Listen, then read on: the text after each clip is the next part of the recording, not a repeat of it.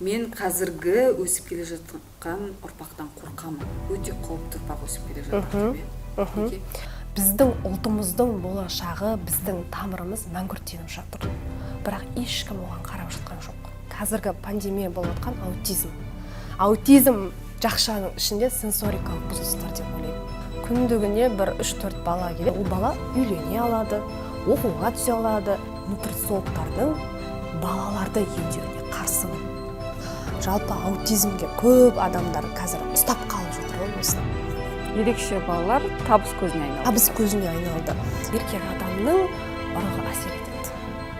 Генетикаға әсер етеді.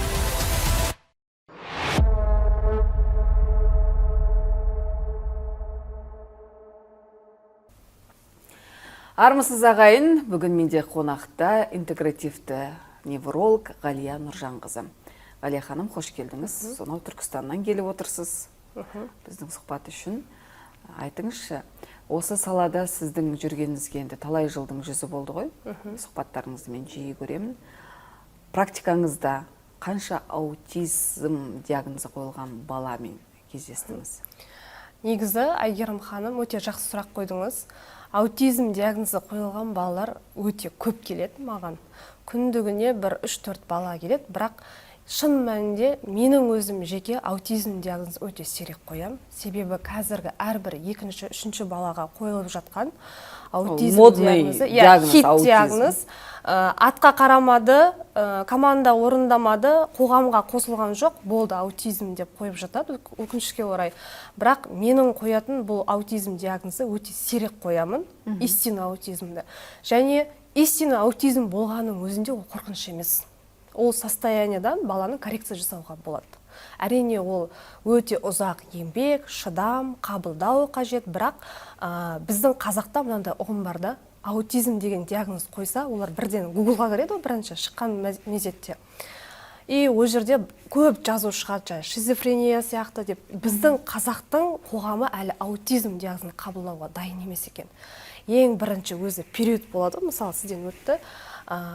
Ең бірінші отбасыда үлкен бір төңкеріс болады. Ең бірінші кім кінәлі? Әйел кінәлі. Екіншіден, ода әлі сол периодтың өзіне, принятияның өзіне бір жарым, 2 жылдай уақыт жоғалтады. Менің өзім статистикам бойынша. Мен өте сирек қоям. Енді бүгінгі біздің сұхбатымызда нақты аутизмді қалай білуге болады, сенсориканы қалай білуге болады, соны ажыратып айтамыз деп ойлаймын. Себебі қазіргі балаларда ол сенсорикалық бұзылыс. Аутизм емес. Иә, мен оны дәлелдей де алам, себебі шынайы аутизм ол негізі емделмейді. Баланың состояниясы бәрібір аутизм сияқты өзінің бір состояниясы болады. Және ол состояние ол бала үйлене алады, оқуға түсе алады. Тек сол состоянияға жеткізу үшін, сол жағдайға жеткізу үшін баламен анасы, әкесі жұмыс жасау керек. Сізде қанша аутист бар нақты? 10 шақты деп айтайын. 10 шақты тазы истинный, шынайы 100% аутизм диагнозымен мен қаншама бала көрдім осы уақытқа дейін. Бірақ 10 бала нақты айта аламын. Соның бірі өте қатты мен есімде қалғаны, біз Ақтау қаласында консилиумда болдық. Сол кезде осы Астана қаласына бір ата-ана ұшып келді. Ол баланы енді көрген кезінде мен ондай бала өмірімде көрмеппін. Ондай ананы осы президентский сіздерде бір лицей бар екен ғой, өте мықты физмат дейма, сол жерде мамасы сабақ береді. Мамасының сауаттылығы өте керемет. Баласын айтады да өзінің шағын бойынша ең бірінші 2,5, тіпті мектеп қабылдамаған. Балабақша қабылдамаған. Баланың ерекше, сенің балаң ерекше, қоғамға қосыла алмайды деген крест қойған. Бірақ анасының бұл саланы өте терең зерттеуінің салдарынан бала жоғарғы функциональный аутизмге ауысқан. Сенесіз бе, ол баланы мен көрген кезде өте керемет. Ол бала гений ғой, кәдімгі. Өте үлкен гений.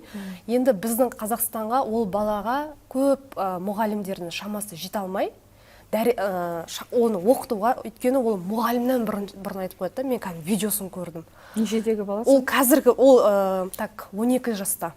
Ол 12 жастағы баланы мамасы амалын жоғынан онлайн оқытып жатыр да. Америкамен. И сол Американың мұғаліміне бір 5 тілді ма, білет шатаспасам, ағылшынша ұрысып жатыр да мұғалімге. былай ғой, соны білмей атсың ба деп ана бала оны асып кетіп жатыр да. И ол баласы Англияға алып баратыр. Америка емес, Англияға алып баратыр. Ол мамасы да айтып жатыр, маған өте қиын болды, мен маман таба алмадым. Бірақ мамасы сонша жыл бала жазуды өзі үйренген, анасы үйреткен. Өйткені мектеп қабылдамаған, ол уақытта мамасы айтады, 12 жыл бұрын бұл диагнозбен өте ауыр еді дейді. Себебі дәл қазіргідей мамандар өте тапшы. Қазірдің өзіне қазаққа енді келіп атқан, мысалы 2 жыл бұрын бізде пандемия, ковид болса, қазіргі пандемия болып атқан аутизм. Аутизм жақшаның ішінде сенсорикалық бұзылыстар деп ойлаймын. Өйткені сенсорикалық бұзылыстардың өзінде атқа қарамау, дәм сезбеу, соның салдарынан денесін сезбеу, сол тура аутизмге тән клиникасы көрінеді. Соның салдарынан баланы шатасады. Оны диагностиканы кім дұрыс жасайды? Негізі көбінесе диагностиканы психиатрға жібереді біздің Қазақстанда, бірақ мен ойлаймын, кәдімгі бір команда болу керек, бір ғана маман емес. Кеше Мадина өте жақсы айтты, баламен келген кезде оның жаңағы отырған ПМК-дағы мамандар практикующий мамандар болу керек. Мысалы, менің өзім поликлиникада отыратын кезде мен деңгейім басқа тұғын. Менің өзім жеке орталық болған кезде менің уже қазіргі диагностикам басқа. Мен ол баланы бір апта бақылаймын, бір аптадан кейін айтуым мүмкін. Тіпті уже өзімнің жаңағы дефектологтармен жұмыс жасап, сенсорный интеграция мамандармен жұмыс жасағандықтан, мен тек қана невролог қана емес, сол мамандардың да диагностикасын білемін да. И сол жерде отырған невролог, ол дефектологтың бағытын білу керек, ол нейропсихологияны өте жақсы білу керек, ол сенсорный интеграцияның физиологиясын білу керек. Және нейрофизиолог ретінде эго ең жақсы бізге мағлұмат беретін сенсорикалық бұзылыстарды, мидың функциясын эгодан көріп жатады. МРТ емес. Көбі қазір МРТ-ға барып жатады. МРТ-ға негізсіз бару ол балаға өте зиян. Ол улайды ағзаны, анестезия салынады, наркоз салынады дегендей. Ұйықтататын дәрі. Иә. МРТ-ға более органикалық бұзылысы бар ЗПР-ның түрлері болады да. Мысалы, инсульт, гидроцефалия сол кезде баруға болады. Бірақ жай үш шағымға қарап, қазір шетелде кетіп жатыр ғой, қай ел екенін айтпай қояйын, МРТ-ға түсіреді. Ташкентте? Иә, мен негізі... Ата-аналар маған өте жиі, мен өзім барған емес Ташкентке, бірақ ата-аналар маған жиеді. Сіз уақыт өткізіп жатырсыз, неге Ташкентке апармайсыз? Қараңыз, негізі ол кісілерге қарсылығым жоқ, бірақ негізі мидың функциясын, мидың қызметін анықтайтын бізде электроэнцефалография. Мидың ол эго арқылы мидың төбе бөлігі ма, әр бөлік әртүрлі функцияға жауап береді. Мысалы, теменной доля төбе бөлік зақымдалған кезде бала таза сенсорик болады. Және оның зақымданудың өзінің стадиялары бар да. Микровольттың өзінің өлшемі бар. Микровольт өте жоғары болатын болса, сенсориканың жасайтын жаттығуының түрлері бар. Басатын, көтеретін, мысалы, дененің өзі мына жақ қатты сезіп, мына жақ әлсіз сезіну мүмкін. Ал МРТ-дан эгодан айырмашылығы, МРТ ол тек қана анатомиялық құрылымын ғана көрсетеді. МРТ-ға қарап балада аутизм деп айту өте үлкен қате.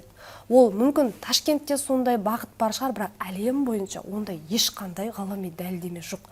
Әрбір невролог менімен келіседі деп ойлаймын. МРТ-дан біз тек қана органикалық бұзылыстар, гидроцефалия, ДЦП, уже органика бұзылды ғой. Біз ол органиканы қай жерде? Может, опухоль бар шығар балада.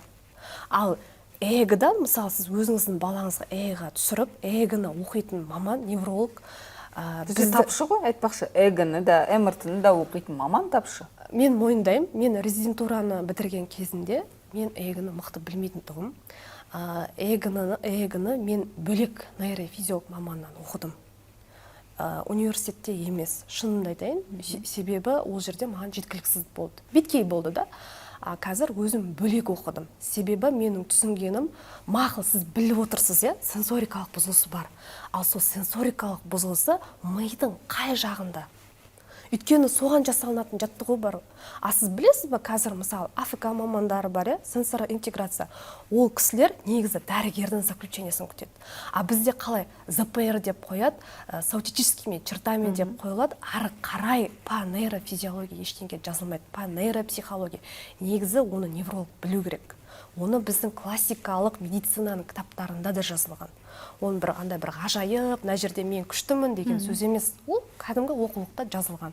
И сол балаға қандай жаттығу керектігін де, қай бұзылсын жазған кезде маманы оқып ар жақтағы, мына жақ болса мына жаттығу, мына жақ болса мына жаттығу деп айту керек. А бізде кеше мен прямой эфирде бір ата-анамен разбор жасадым да, и былай айтады маған, Астанада жақсы бір, Астана дедім ма, бір қаладан жақсы орталық бар, ішінде абасы да бар, дефектологы да бар, барлық мамандарды айтып шықты да. И мен айтып жатырмын, сізге бұл направлениені бір адам, бір маман жазып берді ма? Балаңызға мына маман керек десем, жоқ, күшті ғой енді деп. Сол жердегі специалист жазып бергенде, негізі дәрігер грамотно маршрутный лист жазу керек. Міне сенің көрсету керек, экранға көрсетіп, сызып тұрып көрсету керек. Мына қыртыстар жасына сай емес, мына қыртыстар. Бұған сен мына маманға барасың, себебі дефектологқа көп уақыт құртады бізде ата-аналар. Ал түсінігі жоқ, сенсорикасы. Логопед дефектологқа. Иә, логопед дефектологтарды қылқындырады ғой. Менің баламды сөйлетпен, логопед дефектологтарды ауыстырып жүреді. Ана логопед жаман, сөйлете алмады, сонша негізі бұл жерде дефектолог мамандардың кінәсі емес. Қазір байқасаңыз, тіпті дефектолог мамандардың өзі неврологтардың осындай егі оқи алмағандығынан өздері егі оқып жатыр. Мәжбүр себебі. Ал АФК-ны айтасыз. АФК ол физкультураны бітірген маман. Ол міндетті емес егіні көру. Ол бәріне базалық жаттығу жасайды. Ал бір кейбір балаларда микровольттар өте жоғары. Оған АФК қажет емес. АФК болғаның өзінде оны басатын жаттығу керек та. Ол жерде уже өте қауіпті нәрсе жатыр. Демек, кез келген маманға жарнамасына сеніп, я болмаса сол орталықтың жетекшісінің айтуына сеніп апара бермеу керек, оны реттейтін, бағыттайтын невролог маман. Невролог. Бізде психиатр береді ғой негізі, бірақ сол жермен келіспеймін да. Өйткені психиатр егіні қарау керек. Мысалы, кеше біз сабақ түсірдік, проект жасап жатырмыз. Мен өзімнің сау баламды алып келдім да. Өйткені жаттығу тез көрсету керек. Сау баламның өзі жарты сағат тура кәдімгі таза аутист бала сияқты қырсығып, истерит етіп, сол моментте сондай болып қалды да. Мен өзім ойландым, дәл сол жарты сағатта менің баламды да егісіз бір дәрігерге алып барсам, минимум ол балаға ЗПР деген диагноз қоятын еді. Көрдіңіз ба? Сол үшін мен 3 ай бақылайтынмын содан бала. Көп бала үйде оп-оңды істеп жүрген нәрсесін басқа мамандардың алдында, я болмаса диагностикаға апарған сәтте істемей жатады жаңағыдай. Қырсығып, мінез көрсетіп. Нормативті баланың өзі солай жасап тұрса, онда ерекше бала әрине жасайды. Енді ол жерде үлкен шпаргалка дәрігерге жеке өз базыма егі. Мен уже тіпті егіден қарап баланың не істейтін, не істемейтін айтуға болады. Оның интеллектін көруге болады. Кейбір балалар болады, задержкасы бар, бірақ телефонды қатты шашады. Телефонды, ютубты қойып, ана пропустить дегенге шейін басып тұрады. Ол балада интеллект бар, бірақ интеллект плюс түсінік жоқ. 5 жүйемен жұмыс жасау керек. Жалпы түсінік ол бізде 1 жасқа дейін қалыптасады. Еңбектену процесі, егер балада физиологиялық даму процесі сау болса, бала дұрыс отырса, дұрыс еңбектесе, өзіңіз айтып отырсыз ғой, физиологиялық жақсы дамып келе жатыр деп. Ол 100% баланың деннің саулығын білдірмейді. Я, ол физиологиялық тұрғыдан бала сау, бірақ түсінік 1 жасқа дейін есту түсінігі бар. Баланың анатомиялық құлағы жақсы естиді, бірақ естіп арқылы ақпаратты өңдей алу керек. Бала айттыңыз ба атын қарау керек, түсініп та. Ол болады, бұлай прям сіз айтқан кезде қарау керек. Көру түсінігі бар. Көрдің, алма. Көрдің, ақпаратты өңдей алдың, жауап бересің. Ұстадың, ұстап, мысалы мен көзімді жұмып, чашка екенін ұстадым, мен білем болды чашка. Ол ақпарат менің миымда сақталып қалған.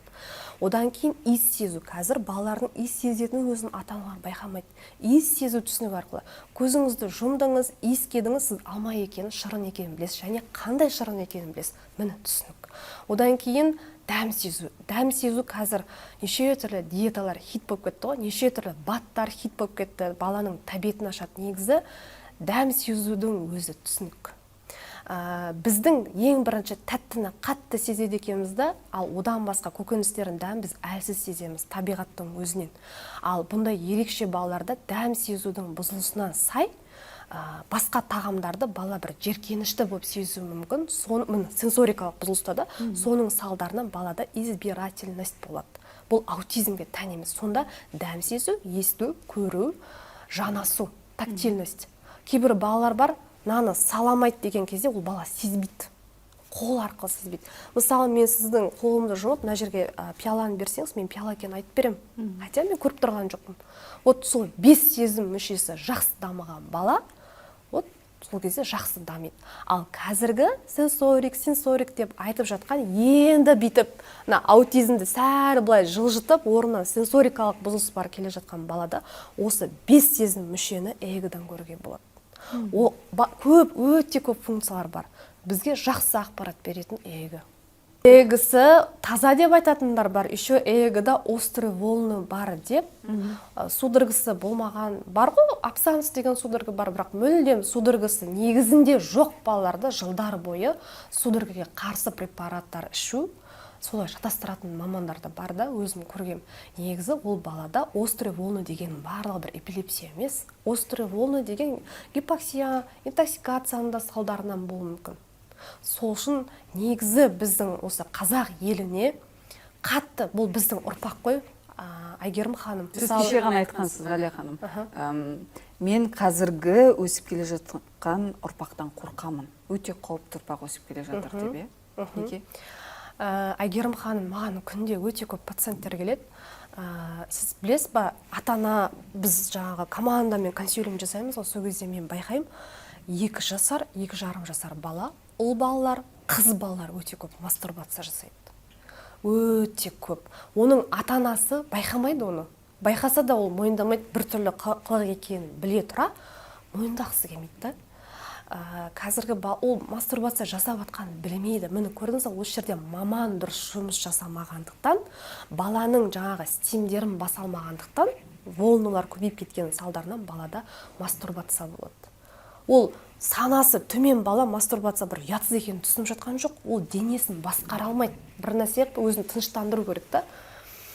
Мен не үшін қорқам? Себебі өзімнің приемымда екінші сіңілісін қылқындырып атқан, бірін соғып ұрып атқан, мәңгүрттеніп жатқан, бұл өте дөрекі естілуі мүмкін. Біздің ұлтымыздың болашағы, біздің тамырымыз мәңгүрттеніп жатыр. Бірақ ешкім оған қарап жатқан жоқ.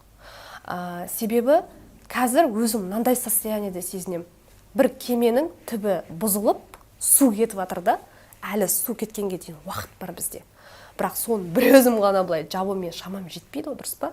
Сол үшін біз өте көп осындай сұхбаттарды көп жасап, біз жоғарыға жеткізу керекпіз. 2 жасар, 3 жасар білінбейді. Мен тіпті подростықтарды көрдім, осы өзінің анасының әуретті жерін көп ұстайтын балаларды көрдім. Приемда кәдімгі мені де ұстап, жаңағы анасы жақсырып тұрады да, былай артқа, бірақ мен уже түсініп тұрмын. Ал ол баланы қоғамға ертең қауіпті болады. Бұл сол 2-3 жаста жақсылап тұрып коррекция жасаса, ол қандай бұзылысы бар бала болсын, оны қоғамға қосып жіберуге болады. Ал біз жаңадан келіп атқан бұл бізге індет болған әлі ешкім түсінбей жатыр. Ол ата-ана жетіскеннен барып жатқан жоқ. Жаңағыдай мамандарға бар, жетіскеннен алданып атқан жоқ. Мен түрлі массажбен сөйлетіп жібереді, балаға ине салып сөйлетіп жібереді. Мен Қытай медицинасында жұмыс жасағам, иглотерапевт болып. Мен жақсы білем, ол иглотерапия аутизмге мүлдем қатысы жоқ. Ол ДЦП-ға жақсы, ол инсульт алғандарға жақсы. Сенсорикаға? Жоқ, сенсорикаға даже қауіпті болуы мүмкін. Мен қытайлардың қалай жұмыс жасайтындарын жақсы білем. Қытайлар емес, өзіміздің қазақтар ғой алдап жатқан. Ол кісілер кәдімгі айтады қытайларды. Бұл жерде қауіпті ұрпақ, бұл қауіпті ұрпақ, ойлаңызшы, қазір ол бала түсініп жатқан жоқ, қазір ол артта қалып жатыр да. Егер сол баланы былай дұрыс направленияға, біз дұрыс бағытқа жетелеп, ол баламен күресіп тұрып жұмыс жасамайтын болсақ, ата-анамен бірге осы қол ұстасып команда болу керекпіз. Ата-анаға маған былай бүйтіп келеді ғой, ең соңғы үмітім сізде, Ғалия доктор, сізге сенеміз деп. Мен айтам, маған емес, сізге сену керек. Мен сізге бағыт берсем, сол бағытты орындап ары-қарай жасайтын сіз. Ал егер сол бала қазіргі 2-3 жастағы балаларды дамуы артта қалып жатқан балаларды біз дұрыстамайтын болсақ, ол балалардың болашағы өте қиын. Мен ойлаңызшы, болашақ дәрігер, болашақ ұшақ, болашақ ғарышкер, болашақ полиция, сондай мамандар өсіп келе жатқан жоқ. Мен оны болашақтан көріп тұрған жоқпын, Әйгерім ханым. Бұл үлкен бізге қауіп келе жатыр. Бірақ дамуы артта қалған балалардың барлығы бір болашақта маньяк болып кетеді деген сөз емес. Біз оларды қазір коррекция жасап, дұрыстап, бағыттап, мына жақсы жаққа қарай бағыттап емдеуіміз керек. Ол қолдан жасалған нәрсе да, ол бөлінеді. Енді қараңыз, қазір ЗПР деп қойылады да, ЗПР-дің қай түрі екені қойылмайды. Ол классикалық медицинада. ЗПР болады соматогенді, ЗПР болады психогенді, ЗПР болады цереброорганикалық бұзылыстардың салдарынан. Қараңыз, сол үшеуін ажырату керек. Ол неврология бойынша. Негізі диагноз дегенде екі диагнозбен шектелмеу керек, былай жазу керек. Менің өзім былай жазам. ЗПР соматогенді дегеніміз бала бір жасқа дейін жақсы дамып келе жатады, қандай да бір қатты вирусты аурулардың салдарынан, қатты бір пневмониямен ауырғаның салдарынан балада откат кетеді. Иә. Екінші психогенді түрі ол балада қатты стресс алғанда. Менде практикада былай бірінші баласы туылады, екінші баласын роддомға алып бір аптаға кетеді, немесе кесар болып туылады, анасы. Ол бала өмір қасында жүрген, сөйлеп жүрген анасынан бірден айырған кезде балаға қатты стресс болады. Кейде оқуға кетеді, мысалы дәрігерлер баласын ата-енесіне тастап кетіп, қатты стресстің де салдарынан балада осындай резко откат кеткендер болған. Болады, өте көп. Мысалы, оқуға тастап кеттім, мен үйге келген кезімде. Бұрын неге болмаған? Қараңыз, мен үшіншісін айтып алайын. Цереброорганикалық деген түрі бар. Ол бала инсульт алып туылса, оның мүмкін өте көп. Гидроцефалия болса, то есть ол бала туылған кезде уже органикалық жетіспеушілігінің салдарынан балада даму артты. Бұл күрделі. Бұнымен жұмыс жасау керек. Үшеумен де жұмыс жасау керек. Енді бұрынғы заманда неге болмаған? Жалпы қазір бұндай балалар неге көбейіп кетті? Бұрынғы біздің ата-бабаларда аңызда ешкімде бұндай дамуы кеш қалған батыр деген болмаған, өте дана халық. Осы бір кештердің бірінде бір Алматы қаласында үлкен оқу болды. Сол кезде 120 елде тұрып келген бір дәрігермен жақсы сөйлестік. Ол кісі онколог, хирург. И ол кісі айтады, мен қанша елде болдым дейді. Қазақ емес, басқа ұлт. Бірақ қазақтай дана ел көрмедім дейді. Тамақтануларыңызда өте керемет болған баяғы ата-бабаларымыздың заманында. Ыдыс аяқтарыңызда сіздердің салт дәстүрлеріңіздің өзінде мына сенсорика, АФК бәрі болған. Біздің айтады да, тіпті еттердің өзін зерттеген кезде дейді, Германияда дейді, ең таза ет, гормонды да қабылдамайтын таза, паразит те түспейтін таза ет, ол қойдың еті екен да. Ал біздің дана халық, бұрынғы дана халқымыз жылқының етін тек қыста ғана жеген. Себебі қыста ол қыздырып тұрады екен. Ал қалған күндері біздің қазақ сиырдың етін көп жемеген. Мен не үшін бұл баяғылықты алып келе жатырмын? Тамақтану таза болған. Ыдыс-аяқ, қазіргі мынандай ыдыс-аяқтар сияқты мына красканың ішінде де мысалы ауыр металдар бар.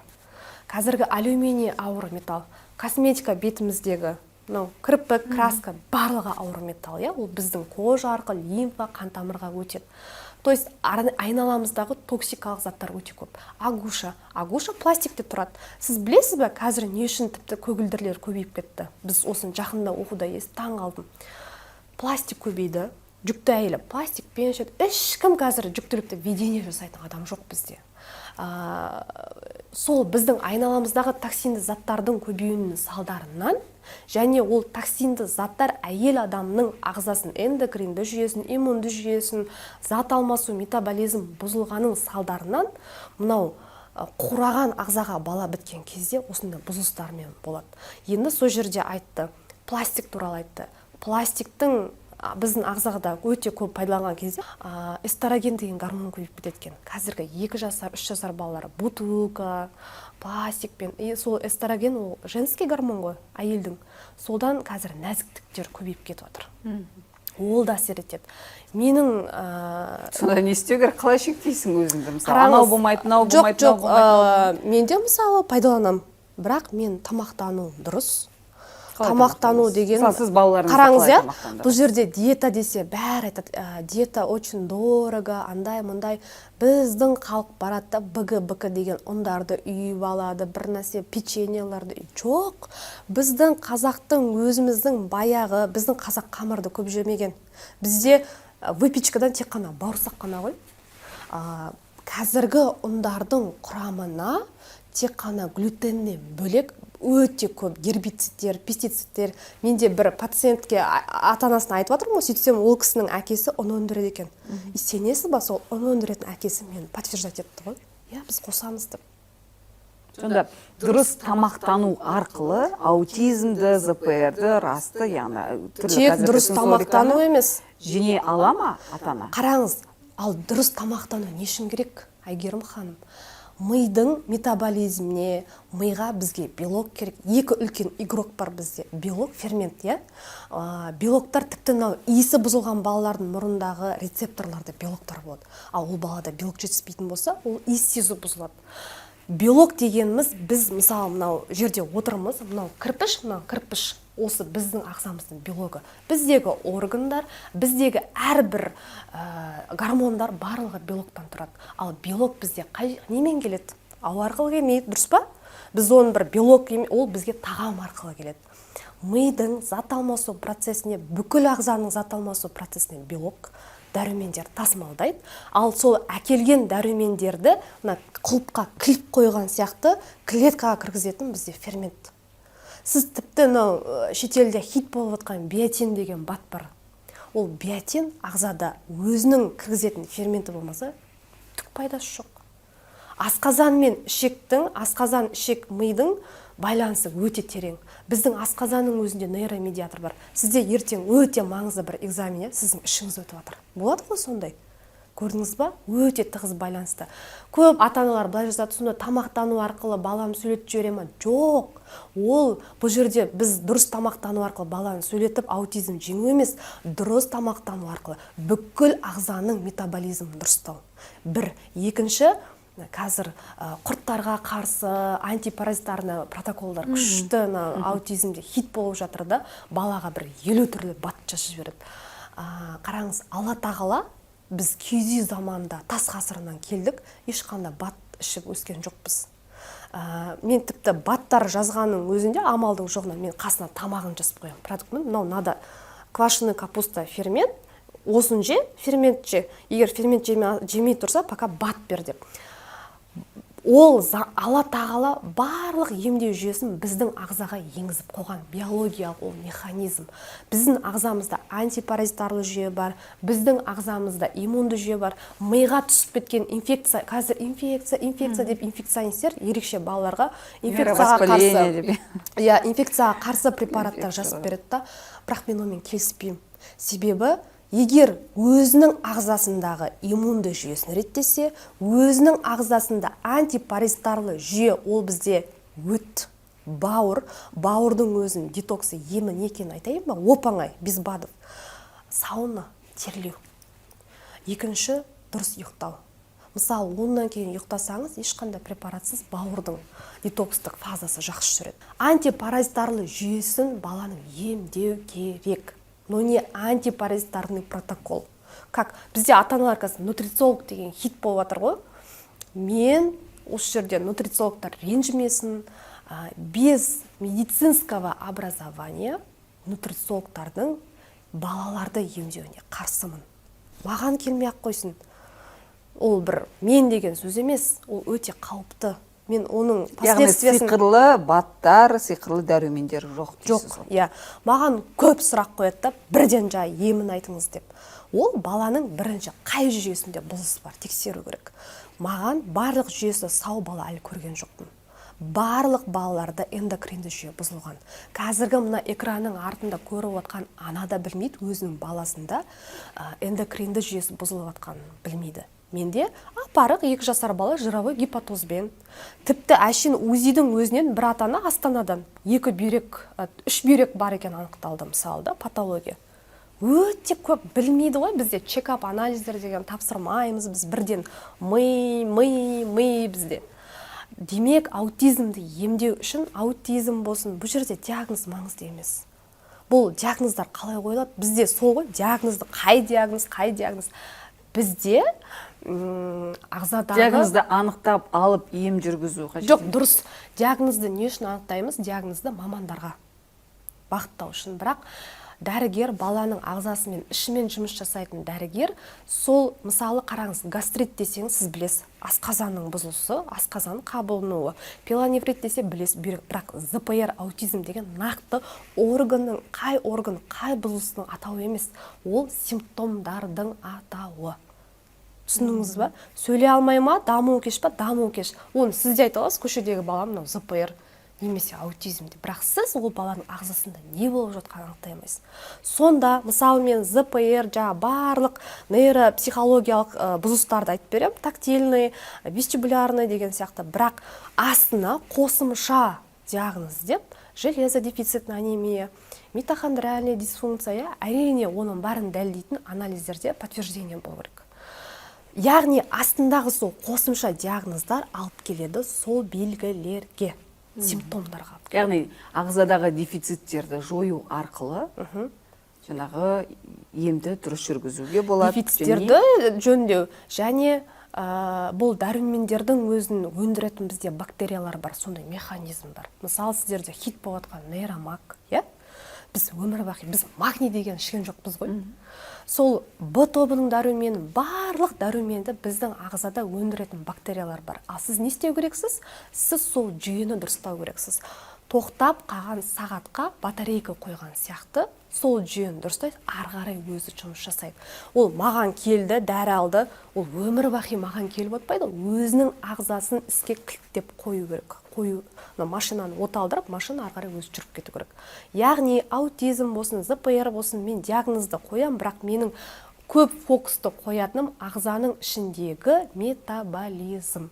Сол қай метаболизм, қай жерден бұзылыс болды, жіптің ұшын тартып алсаңыз, жіптің ұшын скотчтың бір жерін тауып аласыз ғой, ашылатын. Сол жерді тауып алсаңыз, ары қарай уже сізге көріне береді. Сіз ішектің өзін емдей арқылы миға дұрыс қоректік железаны жібере аласыз. Ал железа дефицитная анемия болатын болса, баланың дамуы ол орнына келмейді. Сіз қанша миллиондаған мықты центрға алып барсаңыз да. Себебі ол қыртыс не үшін дамымай жатыр? Қоректік зат жетіспеушілігінен дамымай жатыр. Тек қана дефицит емес, бұл жерде мына столдың 4 аяғы тұрма, бір аяғы сынса стол құлайды ғой. То есть бұл жерде біз кешенді ем жасау керек. Бізде антикандидный протоколдары қазір өте модный. Жалпы аутизмге көп адамдар қазір ұстап қалып жатыр ғой, осыны бизнес қылып. Ерекше балалар табыс көзіне айналды. Табыс көзіне айналды. Табыс көзіне айналдырыңыз. Ол жасасын бизнесін. Бизнес деген жаман нәрсе емес, бірақ дұрыс ниетті, ата-ананың шатастырмайтын, дұрыс бағытты, шынымен егер сен сол біліміңе қаражат құятын болса, егер сіздің сол алып жатқан біліміңіз дұрыс бағытта болса, орталығын ашып неге бизнес жасамасқа да, дұрыс бағытпен. Дұрыс па? Сіз маман жалдайсыз оқуға, бірақ дұрыс емес шатастырып, жаңа кандидан оны өлтіруге болады, бірақ сол протоколға жабысып қалмау керек. Біздің денсаулық сақтау министрі хабардар ма осы мәселеден? Хабардар болса, бұндай жағдай болмайды ғой. Қазір сіз сенесіз ба, тіпті қазір массажистердің өзін мен кәдімгі неврологиялық ауыр препараттар жазғанын көргем, остеопаттардың көргем. Енді қараңыз, сіз кеше өзіңіз сұхбатыңызда айттыңыз да, неге менің басқа балаларымда болған жоқ, неге именно осы балада болды деп. Сіз сонда мен бұна өзге ата-аналардың есімен айттым. Жоқ, осын мен қозғағым кеп тұр. Ол сталомегала, вирус, герпес, ол бәрімізде бар. Бірақ біздің антипаристарлы жүйеміз жақсы жұмыс жасап тұрғаннан кейін, ол вирустармен біздің ағзамыздың иммун жүйесі күреседі. Ал именно сол үшінші балаңызда сол жүйе бұзылғандықтан ол бала күресе алмай тұрды. Түсініңіз ба? Мысалы, сіздің ағзаңызда сол моментте тек қана дефициттен емес, тіпті ауыр металдардан да болуы мүмкін, әртүрлі. Генетикадан да болуы мүмкін, бірақ бұл жерде генетиканы шатастырмау керек, тұқым қуалайды деген сөзбен. аутизм тұқым қуалайды деген әлі дәлелденбеген. Бұл жерде генетиканы бұзатын эпигенетика бар. Генетиканы бұзатын факторлар өте көп. Ол тіпті қазір сіз тұмауға қарсы препарат, көп нәрсе сол әсер етуі мүмкін. Бізде баратта бәленбай мыңға анализ тапсырады, ол жауапта не келеді? Я и жоқ. Яғни генетикалық тест тапсыру тиімді емес пе сонда? Генетикалық тесттерінде өте түрі көп. Генетикалық тесттер бар. Мысалы, мен нейрогенетика саласын өте Израильда аутизмді 4 айдан бастап көз айна. Көз арқылы, зрачок арқылы көруге болады. Уже подозрение ұстауға болады да, и ол жақта 1 жасқа дейін баланы коррекция жасап тастайды. Яғни ерте бастасаң, ерте нәтижеге жетесің. Мысалы, 3 жаста баланың миы пластичный болады деп өткенде Мадина ханым айтты, 3 жасқа дейін көп дүниені жасауға болады деп. Ал бір ол жақта маман бар, невропатолог, кезекке тұру кісіге қиын, өте көп күтесің. Сол кісі айтқан болатын, баланың, жалпы адамның миымен өле-өлгенше жұмыс істеуге болады. Дұрыс айтады. Яғни келісесіз, Бірақ мынандай ғой. Ата-ана өзін шектемеу керек, 3 жасқа дейін мен үлгермей қалдым, байқамай қалдым. 5 жасқа дейін уақыт өтті, 7 жасқа дейін мектепке дейін. Сонда менің балам осы қалпында қалып қояма деген қорқынышпен жүрмеу керек. Пластичность мозга деген өте күшті керемет кітаптар бар. Ми ол единственный орган, бір ғана орган, өмір бақи дамитын, ол ми, қыртыс. Бірақ уақыт өскен сайын тек қиын болады. Бірақ оны қиын деп тоқтатуға болмайды. Негіз сау баланы өмірге әкелу үшін ата-ана не істеу керек? Біз бір елде болғанда, ол жерде жүктілікке педиатр, гинеколог, терапевт жүктілікке 6 ай бұрын, сіз 6 ай бұрын, мысалы, тұрмысқа құратын кезде, сізбен педиатр, гинеколог, терапевт маманы сіздің бүкіл ағзаңызды тексереді. Бүкіл жүйеңізді тексереді. Сөйтіп, сізде ағзаңыздың тіпті сізде сонда токсикоздың өзін бізде әшейін, токсикозда басатын дәрі береді да, ал оның түбінде үлкен қауіп жатыр балаға. 6 ай бұрын кемі, кейбіреулер 1 жыл деп айтады, ананың ағзасын дайындау керек. Біреу айтуы мүмкін, апаларымыз, баяғыда 9 баланы тудық қой, ешқандай дайындалмайық. Баяғы заманның тамағы емес, баяғы заманның экологиясы емес. Тем более ковидтан кейін менде 2019-дан бастап ерекше балалар өте көп. Осы 2019-бен бері қарай ғой менде келетін пациенттер өте көп. Бұның бәрі жайдан жай емес. Сол дефицитті ағзамен, ковидпен ауырғаннан кейін бізде ағзамызда өте көп бұзылыстар бар. 6 ай бұрын дайындау керек, екіншіден психологиялық тұрғыдан да дайындау керек. Дұға ету керек, дайындау керек. Жүкті кезіндегі стресстің өзі сау эмбрионды бұзып жіберуі мүмкін. Сау эмбрионды емес, биомеханизмді, биохимияны бұзып жіберуі мүмкін. Жоспарлау керек. Жоспарлаған кезде бізде гинекологтар 3-ақ анализ ғой беретін: кровь, моча, жаңағы УЗИ-ға жібереді, генетикаға тапсырады, болды, Мысалы, сізде генетикалық бұзылыс бар деді, бірақ сіздің ағзаңызда эндокринді жүйе, ол генетикаға әсер ететін, иммунды жүйе әсер ететін айтқан жоқ қой, тексерген жоқ, дұрыс па? Толыққан тексерген жоқ. Соның барлығын тексеру керек. Соның барлығын тексеріп барып, тіпті әйелдер айтады, қиын босандым, баланың басын қысып қалдым деп айтып жатады. Родовая травма болды, зорға. Ол қалқанша бездің бұзылысынан, қалқанша безі біздің родовая деятельностьке жауап береді. Қалқанша безіңіз жақсы жұмыс жасады ма, 80% сіздің туу процесіңіз жақсы болады. Қазір масло примула хит болып кетті, нутрициологтардың арасында масло примуланың құрамында гормон бар, ол гормон жатырдың жиырылуына жауап береді деген сияқты. Эндокринолог, кәдімгі ВОП деген мамандық негізі өте жақсы мамандық қой, врач общей практики, жалпы тәжірибелік дәрігер. Бірақ жалпы тәжірибелік дәрігерлердің жұмыстары өте ауыр, қағаз толып кеткеннің салдарынан ол кісілерді кінәламау керек. Сондай жүйе болғанның салдарынан ол жүкті әйелді қарауға мүмкіндігі жоқ. Ол үй аралайды, отчет тапсырады. Негізі ол өте жақсы мамандық. Толыққанды тексеру керек. Генетиканы емес, генетикаға әсер ететін эпигенетиканы тексеру керек. Содан кейін барып, жүктілікті ер адамда тексеру керек. Бізде әйелге жауып тастайды ғой. Кеше кішкене бір қылт етіп қалдым, негізі еркек адамның ұрығы әсер етеді. генетикаға әсер етеді. Қалай? Мысалы, ол кісі уран өндіретін жақта жұмыс жасайтын шығар. Ол үлкен зауыттарда жұмыс жасайтын шығар. Ол ағзасын, антиоксидантты жүйесін, өзінің метаболизмін реттеу керек. Себебі одан шығатын биологиялық активті зат, ол патологиялық болып баруы мүмкін. И әйелдің ағзасы қанша мықты жұмыс жасаса да, ол патология болады. Негізі медицинада тылсым осындай ғажайыптар өте көп болады. Өте көп болады. Сол үшін мен көріп отқан ата-аналарға үлкен бір үміт айтқым келеді да. Жаратқанға жүрегіңізді байласаңыз, жүректі байлау, қабылдау деген не? Сүйсүйкет етіп жылап, психологпен жұмыс жасап, андай-мұндай, снятие блока, детствомен жұмыс жасау деген емес. Ол бар, бірақ ол негіз емес. Шынымен құлшылықты бірінші орынға қойсаңыз, сіздің дұғаларыңызды Алла тағала кәдімгі жасайтын болады. Және баланы қабылдау деген жылап, еңіреп емес, жылайсыз, жылап аласыз, бәрін. Бірақ нақты сізде жүйе болу керек. Мен так болды, жыладым, мен қабылдадым, мен мойындаймын, мен тықпаймын, енді мен не істеймін? Алдағы 5 жылды пландайсыз, жоспарлайсыз. Так, бірінші жоспарда. И сізді ол жоспарлау үшін сізге дәрігерлер керек. Сіз жоспарлаудың маман таңдай алмайсыз ғой. Мысалы, дәрігер таңдап, так, 1 жыл мынаған барасың, 2 жыл мынаған барасың, дұрыс тамақтанасың, осындай деп сізге қолыңызға бағдар сияқты бір зат беру керек қой. Негізі баланың ағзасы үлкен адамдардың ағзасына қарағанда оңай жұмыс жасау. Неге екенін білесіз бе? Баланы қинап тамақ ішкізе аласыз, әйтеуір жұмыс. Баланың медициналық тұрғыда қалыпқа келу механизмі, регенерация дейді, өте тез болады. Сіз дұрыс жұмыс жасасаңыз, тез болады балада.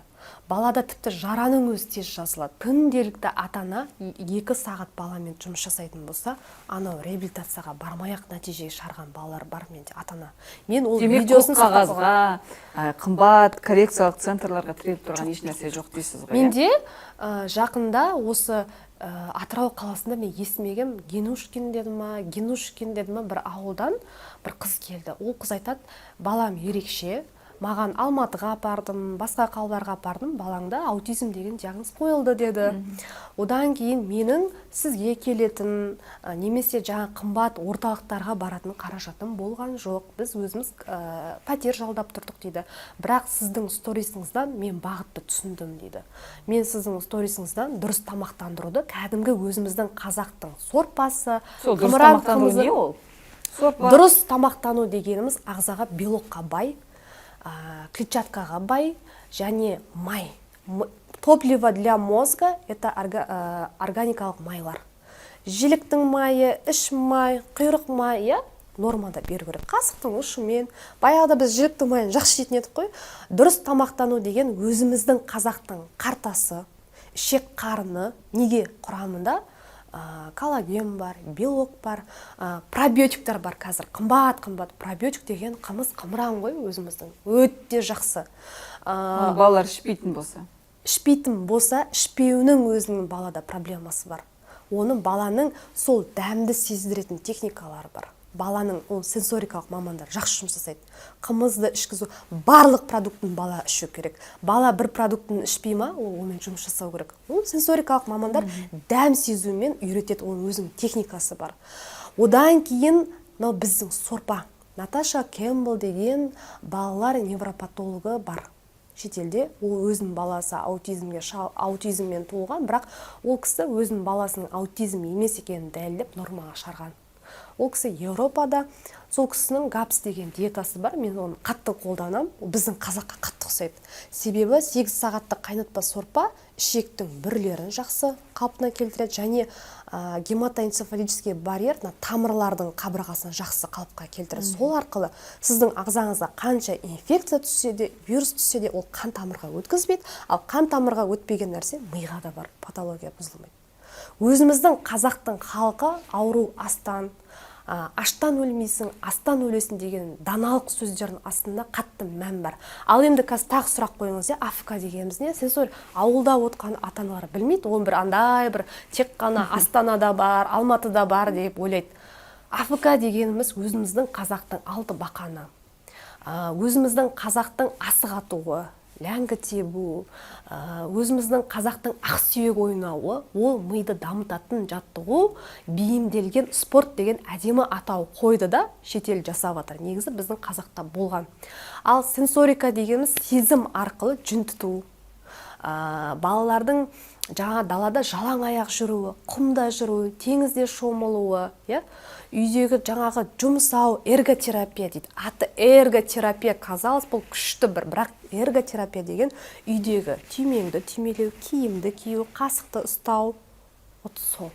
Баяғыдай балалар қазір сүйек мүжмейді, бесікке жатқызбайды, бесікке жатқызу, қойдың майына жолатпайды, қойдың етін жегізбейді, ауыр қорытылады деп жаңағыдай, сондай ғой. Кейінгі кезде оның барлығы дәрігерлер соны тыйым салды ғой. Дәрігерлермен мен келіспеймін, себебі қойдың майын, бая қазақта үйтіп, енді қойдың май десе, шашау десе бас алып бере бермейсіз қой, марлымен орап берген да, керекті сорғызып. Ол мидың құрылымының өзі 80% майдан тұрады. Майды қатты жақсы көреді. Біздің үйдің отыны, мысалы, көмір ағаш болатын болса, мидың отыны ол май. Ол маргарин майдары дұрыс емес, 5 литрлік шемішке май дұрыс емес, подсолнечный деп атап жатады ғой. Ал мынау органикалық май біздің ағзаға өте қажет. Екінші, сүйекті мүжу арқылы ең бірінші шайнау процесі жақсы дамиды. Ал бізде не үшін задержка болып жатыр? Өйткені бізге пюре келді, каша келді, бізде шайнау процесі 3 жасқа шейін жоқ балаларда. Дайын тамақтар. Соның салдарынан сөйлеу орталығы, центр, брок, верника деген орталықтарға стимуляция түспейді.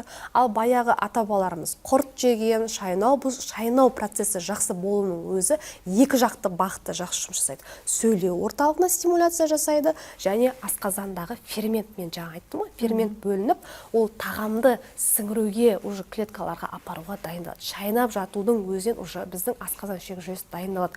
Қазір тамақ түседі, біз оны қайда апарамыз, қалай ыдыратамыз деген сияқты. Ал бесікке жатқызу зиян дегенмен мүлде келіспеймін. Егер баланың басында гидроцефалия, басқа да органикалық бұзылыстар болатын болса, оны жатқызуға болмайды. Бірақ тербелу арқылы біздің вестибулярлы аппарат, сенсорикалық жүйе, пропрецептика, баланың дене сезіну. Мен қызым қазір 1 жас 3 айда, мен әлі бесікке жатқызам.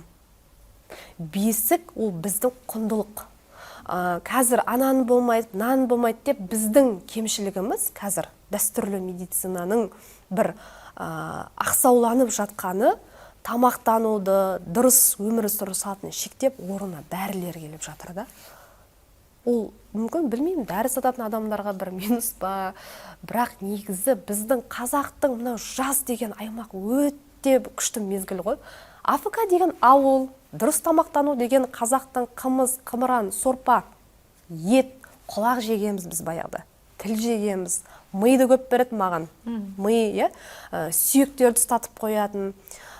Соның барлығы ол субпродукт болып, шетелде ол құлақтың, бауырды ол бат түрінде шығарады. Себебі ол жақта ешкім шек қарын тазалап жүрмейді. Сондай. Асық ойнаудың өзі қазір балалар білмейді. Ол гаджет ойнайды. Асықты дәлелдеуді білмейді қазір. Дәлелдеп оны атуды білмейді. Оның барлығы мидың маңдай бөлігін, төбе бөлігін, вестибулярлы жүйе барлығыны өте керемет дамытады. Сол жаңағы Атырау қаласының ауылынан келген әйел өз баласын менің алдыма келген кезде саламатсыз ба доктор деп келді. Баласы жақсы сөйлеп келді. Жақсы жұмыс жасаған. Мен айттым да, оның кісіні видеоға түсіріп отырмын. Мен түсемін еді видеоға. Айттым, қалай сіз бұны, қалай жасадыңыз деп. Мен документтерін бәрін көріп тұрмын ғой, балаға шынымен ондай диагноз қойылған. Демек, ол балада сондай бұзылыс болған. Мен дейді, кәдімгі ПМПК жіберген логопедке бардым, дефектологқа барып, сол дефектологтардың сабағына өзім қатыстым дейді, сұранып. Мені үйретіңізші, мен үйде не істейін, мен не қылайын. Күнде баламнан 3 сағат, 4 сағат айналысып жұмыс жасадым дейді. Далаға серуендетіп, қолымнан сіз жаңа сторисқа не шығарасыз, жаңа жалаңай барлығын жасадым дейді. И сол өзімнің жетістігімді көрсетуге келмейді. Сосын тағы бір Талдықорған қаласынан келді. Мама бүкіл отбасы әулеті келген ғой. Дұрыс тамақтану арқылы, үйдегі жаттығулар арқылы мамасы өте жақсы нәтижеге келген. И мен айтам да, сонау Талдықорғаннан сау бала не үшін әкеп тұрсың маған десем, еңіреп тұрып жылайды. мен сау баланы не үшін әкеп тұрсың деген сөзді естігім келді, Ғалия доктор дейді. Мен сізді 2 жыл бойы бақылап, 2 жыл сондай ғажайыптарды көрген кезде расымен Алланың құдіретіне күшті бір көзің жетеді. Сосын керісінше мынандай ата-аналар бар, алдыма келеді да, Ғалия, мен жаңа механизм барлығын түсіндіріп, айтып жатырмын, арамызда бір перде да, бай қуатты адамдар келеді, мен саған пәлен миллион берейін, 2 айда мен жаңа аутист баламды, мен бұл біздің әулет білмейді, біз үлкен әулетпіз, біз бай қуатпыз, бұл біздің жалғыз ұрпағымыз, үй десең үй берейін, көлік десең көлік берейін, мен мына диагноздан баланы жұмыс жасап бер, менің жұмысым, менің уақытым жоқ, менің келіншегімнің де бұнымен айналысуға уақыты жоқ дейді. Жарайды деп 2 сеанс, 3 сеанс сұрап жұмыс жасауыма болады. Бірақ мен анамын, менің де ұрпағым бар, оның барлығы қарғысы бар дегендей, ол жерде ол әкеге түсіндіруге қатты жылатып қойды, мысалы әкені. Қатты жылатып қойдым. Сіз қазір балаңызды Астанадағы мықты орталыққа алып барыңыз. Сіз, ол айтады, мен Украинада болғам, Россияда болғам, сен айтып жатқаның барлығын естіп қойған, менің уақытым жоқ деп тұрды. Сіз тіпті Америка, Италияға барсаңыз да баланы нормаға шығамайсыз. Өйткені сіз жүрекпен үйде жарты сағат жасалынбаған жаттығу балаңызды уже Мауглиге айналдырып жатсыз деп тіке айттым. Сіз қай жерге бассаңыз да бұл жасай алмайсыз деп. Сол кезде әке жылап жіберді. Неге екенін білесіз ба? Мен қанша елге бардым, маған бұлай ешкім бетіме айтқан емес. Ақшаны да алып, болды, енді болды деп айтады. Сондайда жасырмай ата-анаға айту керек. Енді нақты қадам, бірінші қадам ағзаның метаболизмін реттеу керек, екінші қадам мамандарды эгоға қарап дұрыс таңдау керек. Эгоға қарамай жақсы, Мадина сияқты жақсы дефектологтар бар, диагностика қарайтын, бару керек. Дегенмен эгоға бір қарап қою керек. Мүмкін оның микровольттары жоғары шығар. Может, ол балада судорога болып кететін шығар, ана қатты жасайтын, қоздыратын жаттығулардан. Үшінші, эрготерапияға бару керек. Одан кейін анасы, әкесі. Нейропсихологты қашан қосу керек? Нейропсихологты бастапқы стадия неврологпен қатар болу керек. Негізі невролог нейропсихологияны білу тиіс, себебі резидентурада біз ол бұзылыстардың нейропсихология деген модуль болмаса да, ол мысалы маған высший психический функция нарушения туралы үлкен бір сондай ғылыми жұмыс берілген да, оны резидентурадан бастап білу керек. Оны арнайы нейропсихолог деген бір хит болып кеткенімен негізі невролог білу тиіс. Невролог сапалы түрде бағыт бере ма, ол бала бірден уже сенсорлы интеграция ең мықты маман. Қазір ЗПР-ға да, аутизмге де көмек беретін, менің басымды иетін маман, мен қатты құрметтім маман, сенсорикалық терапевт. Одан кейін балаға АФК. Әрненің өзінің кезеңі бар. Ал түсінігі жоқ баланы логопед дефектологтың алдына отыруға болмайды. Ғалия ханым, қазір столовые клетки деген шығыпты. Осы сұрақты қояма деп отқан едім. Қазір ата-аналар жазады, ан жақта, мын жақта операция жасап жатырмыз деп. Одан кейін жаңа Ташкентті көп ұсынады, одан кейін Ташкент не істейді? Қай механизмін, мына ағзаның ішегі, иммунды жүйесі бұзылып жатқан адамның бірден миына өтіп, миды стимуляция жасайтын препараттар майға, отқа май құйғанмен тең. Балаларымызда қазір өте жақсы нәтиже бар. Я, болады. Болады. Бірақ 3 айдан кейін кері артқа кетеді. Менің практикамда, менің байқағаным сол. Мен сол жаққа құртқан миллиондарды баланың сенсорикалық терапевт маманына мықты ата-аналар, чатта отқан ата-аналар, оданда шетелден сенсорлық интеграция мамандарын шақырыңыздар. Өздеріңіз үйреніңіздер. Балаларыңызға диагностика жасадып, оған 1 жылға, 3 айға программа құрып, сол маманмен байланыста болып, үйде күнде жаттасаңыздар, сізге стволовой клеткада, жаңағы не дейді, бұғының мүйізіма, жылынға салатын бір түсініксіз препарат ешқайсы керек емес. Нейротрамплин деген шығыпты. Жоқ, нейротрамплин енді ол қатты қауіпті емес, бірақ қыруар қаражатты осы мамандар бар ғой, сенсорлық интеграциямен енді күшті ғажайыптар жасауға болады. Мысалы, менде бұрын тек қана орталығымда АФК мамандары болған кезде біздегі нәтижелер 1 жылда болатын да нәтиже. Ал қазір мен сенсорикалық мамандарды өзімнің орталығыма шақырғаннан кейін нәтижелер 3 айда көре бастадым. Себебі маған басқа қаладан 1 айға, 2 айда келеді да.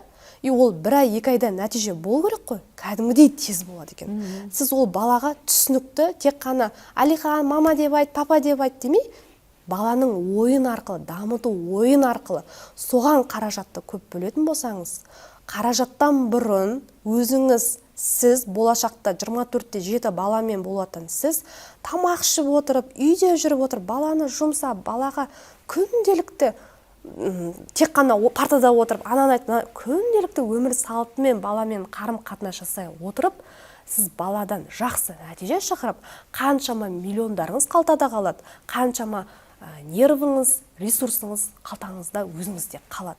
Тек сол ата-аналарға стволовой клетка десе, баланың ағзасына қосып жібердім. Стволовой клетканың ол кісілерге мен ол саланы қатты зерттегенім жоқ. Мына жерде қазір ертең неғып жүрмесін, бірақ менде стволовой клеткадан кейін келген ата-аналар бар, аз.